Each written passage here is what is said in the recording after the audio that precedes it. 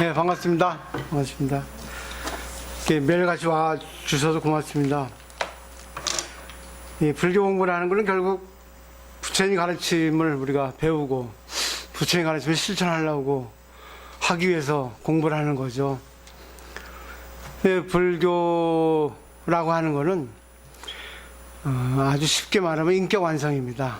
대인 관계에 있어서 우리가 관계를 잘하는 건데, 관계를 잘한다 해가지고 도둑하고 사기꾼하고 관계를 잘하는 건 아닙니다. 세상을 위해서, 자기를 위해서 서로 도움을 주는 관계를 잘하는 것이 관계를 잘하는 거지. 이 세상에 옳고 그른 게 있어요. 분명하게 정해진 법이 있단 말입니다. 그 정해진 범주 안에서 우리가 어떻게 내가 인연을 만나서 내가 어떻게 관계를 해야지 될까, 그거를 자기가 판단할 수 있는 게 지혜죠. 물론 그 판단 기준은 지식이겠죠. 그렇지만 지식만 갖고는 감정이 생기고 또 뭐 자기 중심적으로 좋다 싫다 하는 게 조금 극도적으로 심하게 되니까 거기에 이제 지혜가 수반돼야 되겠죠. 그 지혜가 수반되지 않으면 자기도 모르게 안 좋은 데 빠지게 되고 상대방도 똑같이 마찬가지로 구렁에 빠지게 되는 겁니다. 그래서 오늘 임재록을 통해서 자신을 한번 뒤돌아보면 좋겠어요. 옳고 그른 게 분명히 있단 말입니다. 지금 정치 얘기를 하고 싶지 않은데 지금 조국이라는 분이 법무부 장관이 됐어요. 그분을 내려 끌어 당기려고 야당에서 난리 법석입니다. 그리고 교수들까지 학생들까지. 그 이유가 뭐겠어요? 한낱 법무부 장관 하나 가지고 애타게 목매는 이유가 뭐겠습니까? 이유는 단 하나예요. 그걸 알고 방해하는 사람이 있고 그걸 알고 지지하는 사람이 있습니다. 똑같이 법무부 장관이 되면은 좋다, 싫다라는 것이 분명히 있는데, 좋다로 하는 사람은 법무부 장관이 되면 좋은 거예요. 근데 법무부 장관이 되면 안 좋은 사람이 있습니다. 기준이 뭔지 아세요? 자기의 권리가 없어서 그렇습니다. 전부 자기 중심이에요. 대통령도 아니고 일개 법무부 장관인데 참 우습습니다. 저는 정치는 별로 좋아하지 않지만 저는 조국 편이에요. 저는 그 사람이 옳거든요. 하는 일이 맞단 말입니다. 근데 싫어하는 사람이 좀 많단 말이죠. 이유가 뭐겠어요? 또 심지어는 누구는 뭐 삭발까지 했대. 그렇게 똑똑한 사람이. 이유가 뭐겠습니까? 이해관계입니다. 큰 눈을 보지 않고 자기 중심도 당파적으로 보기 때문에 문제가 되는 거예요. 이 절도 마찬가지예요. 부처님 가르침을 위해서 공부를 하고 부처님 가르침을 위해서 관계를 해야 됩니다. 어느 게 크냐, 어디에 맞춰야 되는가 하는 것이 기준이에요. 사사로운 인간의 정에 이끌려 가지고 그 사람 편든다 해서 그게 좋은 게 아닙니다. 오늘 공부를 배워보십시오. 오늘 공부를 통해서 한번 여기서 얘기하고 있는 이 내용이 뭔가, 임재 스님이 뭘 얘기하고 있는가 한번 보시면 느낌이 오실 겁니다. 교재 232쪽이에요. 벌써 반 이상을 했습니다. 반 이상을 했는데 깨닫는 사람이 있고 못 깨닫는 사람이 있는 건 뭐겠어요? 자아를 보지 못합니다. 자아는 필요해요. 자기 색이에요. 자기 옷이에요. 근데 자기 옷이 어울릴 때가 있고 어울리지 않을 때가 있단 말입니다. 장례식에 빨간 옷 입고 가면 되겠어요? 미니스커트 입고 가면 되겠어요? 결혼식장에 어울리지 않는 옷을 입으면 되겠습니까? 그죠? 자기 자식 학교에 가는데 학부형으로서 치렁치렁 아주 화려하게 입고 가면 되겠어요? 절에 가는데 미니스커트 입고 향수 팍팍 뿌리고 화려하게 명품 입고 그럼 되겠습니까?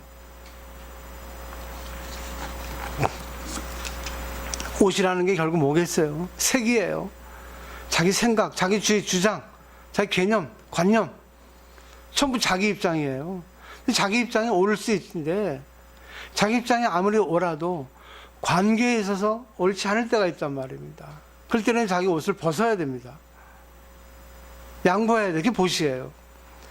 결국 보시라는 거는 남에게 베푼다는 것이 보시의 기본적인 생각일지 모르지만 도원 스님은 그랬어요. 보시는 불탐이다.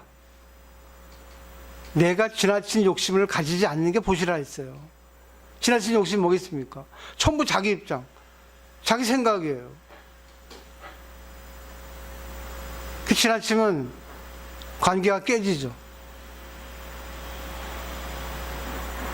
요즘에 좀 계속 고뇌하고 번민하고 그래요. 왜? 보살이라고 하는 건 평생 걱정하는 사람, 고민하는 사람이 저는 보살이라고 생각합니다. 이 세상에서 제일 큰 고민을 가진 사람이 누구겠어요? 인간으로서 예수 그리스도입니다. 부처님이에요. 마호메트예요. 공자입니다. 맹자입니다. 성인들은 전부 고민을 갖고 살았어요. 어떻게 하면 세상을 올바르게 할까? 어떻게 하면 세상의 고민을 덜어주고 어떻게 하면 행복한 길을 갈 수 있게 해줄 수 있을까? 평생 고민하고 살아지 않겠습니까? 고민하지 않는 사람은 수행자가 아닙니다. 아니, 고민하지 않은 사람이 있죠. 저처럼 이제 출가 수행자들. 그렇지만 저는 출가 수행자에서 제가 수행자로 나왔어요. 그러니까 절 비난하죠. 스님이 뭐 저래 하고. 내가 직접 일상생활에서 체험을 해보지 않았는데 어떻게 알겠습니까? 모든 건 체험이에요. 자동차 운전할 때 200km 밟아본 사람은 200km를 놔도 여유롭습니다. 근데 자기가 자동차 운전할 때 200km를 놔보지 않고 100km만 운전한 사람은 200km 달리면 사고 나요. 체험이 없어서. 세포에 기억이 돼 있지 않아서 그렇습니다. 그 때문에 공부라는 것은 세포를 바꾸는 거예요. 저장 창고, 정보를 바꾸는 겁니다. 자기 생각에만 고집하지 말고 남의 정보를 받아들이고 자기 정보를 좀 내려놓는 게 공부예요. 200km 달려보지 못한 사람이 나도 달릴 수 있어. 같이 고속도로 달려보세요. 사고 납니다. 200km 속도가 얼마나 빠른 줄 아세요? 근데 200km 달렸던 사람은 그게 그냥 걸어가는 거예요. 왜? 세포에 기억이 돼 있어서. 이 수행도 공부도 개념도 마찬가지입니다. 공부해보지 않은 사람이, 불교를 공부해보지 않은, 공의 이치를 모르는 사람이 어떻게 생각을 넓게 할 수 있겠어요? 뭐 세상에 있죠, 그런 사람들. 전생에 공부를 많이 하는 사람들이에요. 그렇기 때문에 좋게 태어난 겁니다. 맹자가 그랬죠. 생이지지, 학이지지, 곤이지지. 세 가지 했습니다.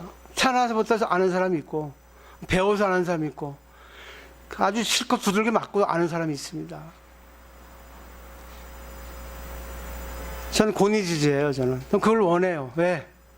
힘들게 내가 수행을 해야지만이 내가 중생을 이해할 수 있으니까. 상대방의 입장이 돼줄 수 있으니까.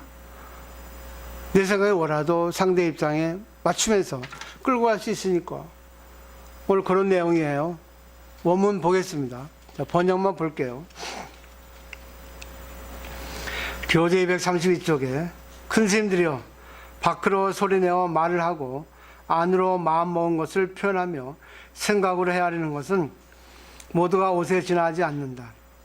그대들이 이렇게 걸치고 있는 옷을 오인하여 실다운 견해라고 여긴다면 한량없는 세월을 보내더라도 다만 옷에 대해서만 통달할 뿐이다. 삼계에 돌고 돌며 생사에 윤회하게 되니 차라리 아무 일 없는 것만 갖지 못하다. 서로 만나도 알아보지 못하고 함께 이야기해도 상대의 이름을 알지 못하는 격이다. 무의식에 짧게 이렇게 단락을 나누었어요. 참 고마운 일이죠. 덕분에 우리는 편하게 단락단락을 공부합니다. 물론 뭐 세상에서 공부 많이 하는 사람들은 뭐 이렇게 단락을 나눌 수 있겠지만, 자, 하나씩 보죠. 임재스님 또 육조행승도 마찬가지로 대덕이라 불렀습니다. 임재스님은 대단히 수행을 많이 하고 깨닫고 그리고 인격 완성이 된 분이에요. 그리고 스님들에게 중생들에게 법을 설할 수 있는 자격을 갖추고 있습니다. 검증된 분이에요. 근데 그런 분이 왜 자기가 가르치는 상대에게 대덕이라고 부르겠습니까? 왜 큰 스님들이라고 하겠습니까? 왜? 본래 대덕을 갖추고 있는 거예요. 대덕 스님, 그런 거는 큰 스님만이 대덕이 아닙니다. 그대들이 본래 갖추고 있는 큰 덕을 꺼내주기 위해서 임재스님은 대덕아 이렇게 부르는 거죠. 이거를 잘 인식하시면 좋을 것 같아요. 이 덕이라고 하는 글자도 행할 행자에 14에 1심으로 구성이 되어 있습니다. 그러니까 실천을 하지 않으면 안 돼요. 14가지를. 14가지는 8정도 육바라밀입니다. 일심으로 한결같이 상대와 나와 똑같이 파자하면 그렇습니다. 또 직심이라고 또 해석할 수 있어요. 직심은 나하고 상대가 서로 통하는 거, 서로 입장에 대해서 통하는 것이 바로 직심, 바로 대덕입니다. 이 대자는 절대적으로 큰 거죠. 누구에 관계없이라고 하는 거겠죠. 밖으로 소리내어 말을 하고 안으로 먹은 것을 표현하며 생각으로 해야 하는 건 결국 말과 생각, 마음이 전부 하나라는 거죠. 모두가 옷에 지나지 않는다 했어요. 옷은 뭐겠어요? 색이죠. 바다심경에 색과 공을 4개가 있습니다. 색은 우리의 육체, 우리의 말, 생각, 전부 다 수상행식과 같지 않은 게 없어요. 그래서 수상행식 역부여시라고 돼 있잖아요. 그러니까 색수상행식, 몸과 마음은 하나라는 겁니다. 말하는 것도 자기고 마음으로 생각하는 것도 자기고 행동하는 것도 자기의 생각이에요. 그렇기 때문에 마음먹은 대로 행동하고 마음먹은 대로 말하고 마음먹은 대로 관계하는 겁니다. 그러니까 프랑스 데카르트는 그랬잖아요. 나는 생각한다. 그러나 나는 존재한다. 이걸 넓게 해석하면 내가 생각하는 대로 내가 도덕이 될 수 있고 내가 얄팍한 사람이 될 수 있고 내가 이런 사람이 될 수 있고 저런 생각이 다 옷이라는 겁니다. 그리고 옷을 보면 그 사람을 알 수 있잖아요. 오늘 보세요. 옷을 전부 다 다르게 입고 오셨네요. 자기를 표현한 겁니다. 그날의 자기를. 자기 생각으로 옷을 입은 거예요. 표정 보세요. 옷입니다. 표정이 굳으면 그 사람의 마음이 굳은 거예요. 말이 이상하면 그 사람 마음이 이상한 겁니다. 행동이 투박하면 그 사람 마음이 투박한 거예요. 그는 분명히 알 수 있는 겁니다. 그 사람의 말 승질내는데 그 사람 마음이 좋겠어요? 그 사람 마음이 부드러운데 그 사람 마음이 승질 났겠습니까? 몸과 마음은 둘이 아니에요. 하나입니다. 말하는 거 보고 그 사람의 마음을 알아요. 이게 옷이라는 겁니다. 임재스님은 옷으로 표현했어요.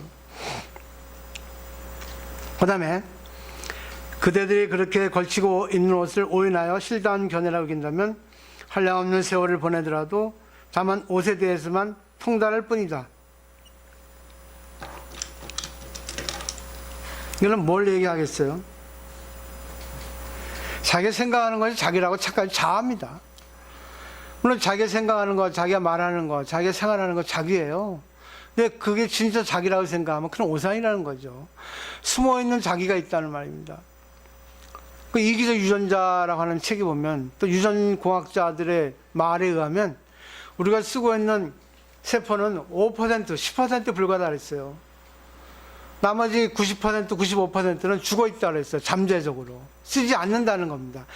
우리가 쓰고 있는 세포 5%, 10%는 결국 자기가 말하고 생각하고 행동하고 생활하고 하는 것이 5%입니다.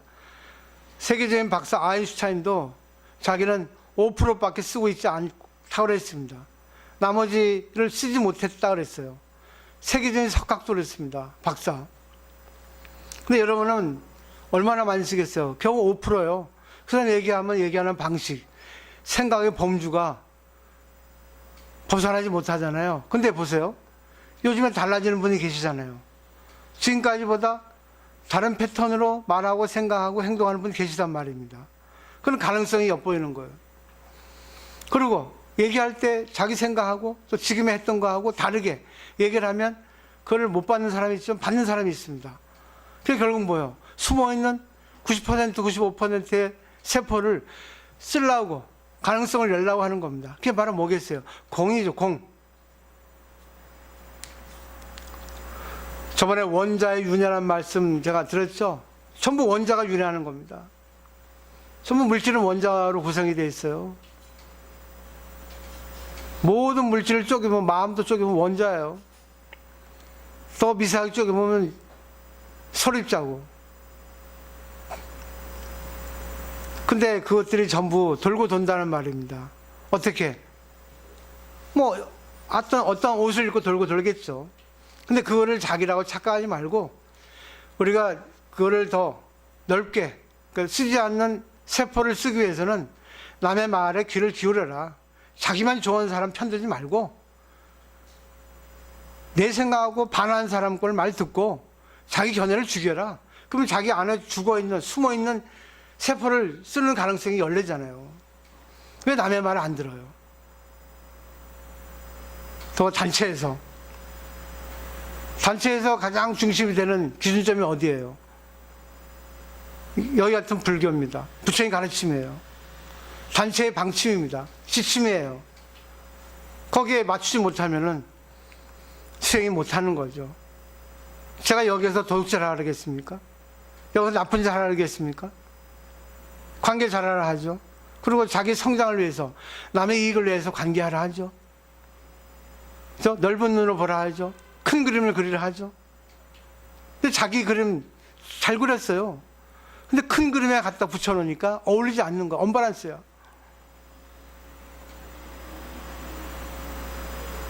이게 결국 뭐겠어요? 어울리지 않는 거죠.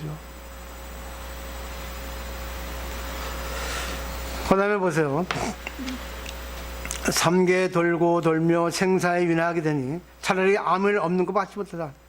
결국 돌고 도는 것이 아무 일 없는 거, 무사, 태평. 결국 일 없이 가라 그거죠. 일 없이 가라는 거는 결국 뭐겠어요?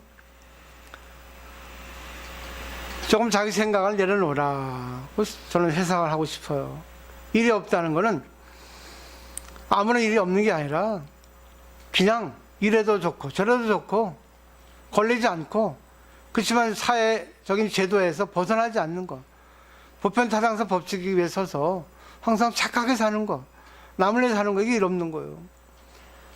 자기의 주장이 받아들이지 않는다고 화내지 않고 남의 주장을 내가 듣고도 그래 내가 싫으면 오늘 내가 여유가 없어요.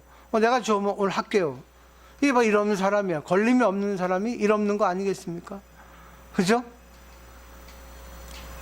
그 우리 서장열 있잖아요. 아무리 많이 공부해도 산간 벽촌에 10가구 중에서 살아가는 사람마다 많이 배운 사람이 더 못하다 그겁니다. 산간 벽촌에 있는 사람은 오직 밥만 먹고 일하는 것만 해요. 남을 속이려 하지 않고 자기 주장을 펴지도 않고 남에게 이익을 주려 하고 남의 도움을 주려 하죠. 시골에 가면 인정이 많잖아요. 돈이 없는데도 남에게 주려 하잖아요. 그런 걸 이해를 못 하더라고요. 그 다음에 서로 만나도 알아보지 못하고 함께 이야기해도 상대의 이름을 알지 못하는 격이다. 서로 만나도 알아보지 못한다는 건 자기 주장만 하기 때문에 그렇습니다. 아무리 얘기해도 알아보지 못하는 거예요. 저 사람이 무슨 생각하고 있나? 저 사람이 어느 정도 수준인가? 왜요? 공부한 사람은 자기 본심을 내놓지 않거든요. 왜? 상대 얘기를 먼저 듣습니다. 상대가 어느 옷을 입었는가? 그 옷을 입었으면 자기도 그 옷을 맞춰줘요. 조화를 이루려고. 그러다가 자기가 맞출 수 없는 입장이 되면은 죄송합니다 가버리죠. 네, 맞출 수 없으니까 자기 입장에서.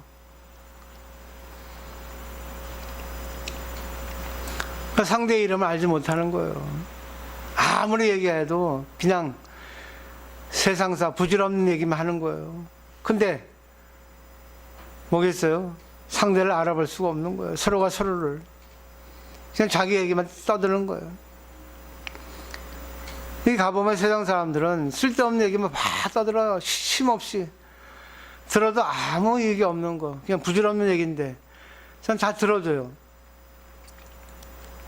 내가 이렇게 한번 해주면 내 말을 안 들어요. 오직 자기 얘기만 하고. 아, 이 사람들하고는 그냥 들어주는 것밖에 없구나. 내가 한마디 하면 안 들어줘요. 아, 세상 사람들은 말하는 걸 좋아하는구나. 그런 걸 들어주고, 그런 거를 또 칭찬해주고, 또 높여주는 걸 좋아하는구나. 이게 세상사의 관계구나. 결국은 뭐예요? 한순간에 유락을 위해서, 한순간에 즐거움을 위해서 서로의 고민들은 얘기하지 않는구나. 서로의 마음을 열지 않는구나. 상대방의 얘기가 귀를 기울이지 않는구나. 아, 그냥 그렇구나. 근데 종교를 신앙하는 사람들은 상대에게 귀를 기울이고, 상대가 무슨 생각을 하고, 무슨 고민을 갖고, 무슨 얘기를 하고자 하는 거를 들으면서 알잖아요. 오늘 여기까지예요. 근데 이렇게 강의를 해도 알아줄 수 없습니다. 밑에 무슨 해설을 봐도 이해가 안 돼요. 느낌은 오죠. 알 수 있죠. 지식으로. 근데 잘 보십시오. 여기는 공 얘기를 하고 있는 겁니다. 반야 얘기, 지혜 얘기를 하고 있는 거예요. 근데 불교는 반야, 지혜, 공이 끝이 아닙니다. 시작이지. 공으로 돌아가라는 거죠. 그럼 공으로 들어가면 다시 색으로 나와야 돼요. 그 색이라는 결국 뭐 중도입니다. 반야 바람일이에요. 반야의 바람일, 반야의 완성. 결국 둘 관계를 서로의 향상을 위해서 한 단계 앞서가는 거죠. 한 단계 나아가는 거죠. 예를 하나 들어볼까요? 집에 자녀분 계시죠? 그죠? 자식도 계시죠? 두 형제가 싸웁니다. 형하고 동생, 또 뭐 남매라든가 자매라든가 싸웁니다. 누구 편을 들 거예요? 누구 편을 들 겁니까? 형하고 동생이 싸웠습니다. 들면 안 됩니다. 근데 대부분 다 형이 네가 참아라 하죠. 그러면 걔는 형식적으로는 참을 수 있겠죠. 형이 참아라 하니까. 근데 그게 나중에 이제 쌓이면 터집니다. 아동 심리학자의 말에 의하면 형제가 싸울 때는 그냥 끝끝내 놔두라 그래요. 누구 편 들지 말고. 형 편을 들면은 동생한테 서운하죠. 동생 편을 들면은 형이 서운해요. 누가 옳고 그른 거는 그때 인연입니다. 근데 그거를 스스로 해결할 수 있도록 놔두는 게 지혜라고 그래요. 그리고 보세요. 우리가 관계할 때 두 사람이 말다툼합니다. 누구 편을 들 거예요? 편 들면 안 됩니다. 근데 사람은 자기가 좋아하는 사람 편 들게 되어 있습니다. 근데 뭐예요? 자기가 좋아하는 사람이 틀릴 수가 있을 수 있어요. 이걸 삼각관계를 합니다. 삼각관계는 삼각형이 다 연결되어 있어서 삼각관계가 되는 거예요. 자기 좋아하는 사람 편 들어요, 사람들은. 이 사람이 틀렸는데 불구하고 그쪽에 편드는 게 인간의 정입니다. 근데 지혜로운 사람은 편들지 않아요. 가만 냅두죠. 둘이 해결하도록. 아닐까요? 이런 지혜를 분명히 익히시면 좋을 것 같아요. 보십시오. 지금 문제를 일으킨 사람들 살펴보십시오. 한쪽 편을 들어서 문제가 생긴 겁니다. 가만 놔두면 아무 일도 없어. 저는 욕심이 많아서 빨리 이 사람을 성장시켜주고 싶어서 내가 역할을 줬는데 그게 문제였어요. 잘 생각하십시오. 이 반야바람이라는 것은 삼각관계가 아니에요. 삼각관계, 그죠? 삼자가 있죠? 삼각형의 일변은 무관계예요. 1대1 관계만 하면 돼, 이렇게. 이 사람 얘기 들으면, 그래야 들어주고. 이 사람 얘기 들으면, 그래 하고 들어주고. 여기서 끝내야 돼요. 하나하나니까, 일변이니까. 그죠? 여기서 뭐야, 이렇게 들면 또 난리 나요. 왜? 자아밖에 없기 때문에. 오직 자기 옷만 이쁘다 하니까. 남의 옷하고 비교해서 안 좋으니까, 그러니까 열받는 거예요. 일변은 뭐예요? 무관계예요. 관계 없잖아. 이쪽이잖아. 시어머니하고 며느리 관계도 마찬가지인 거예요. 여기는, 그래? 그랬구나. 그랬구나. 편들면 안 돼요. 편들어서 문제가 생기는 거예요. 들어주기만 하면 끝이라고. 아, 그래요? 그래요? 하고.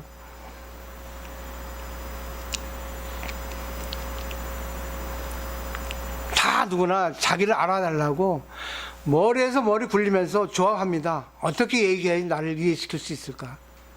얼마나 이게 필사적입니다, 이거. 근데 자기 수준밖에 안 돼요. 암만 자기를 이해시키려 하더라도 지혜 있는 사람은 들으면서 그 사람이 어느 부분이 잘못됐다, 어느 정도 수준이다, 어떤 생각을 갖고 있다, 이걸 다 파악한단 말입니다.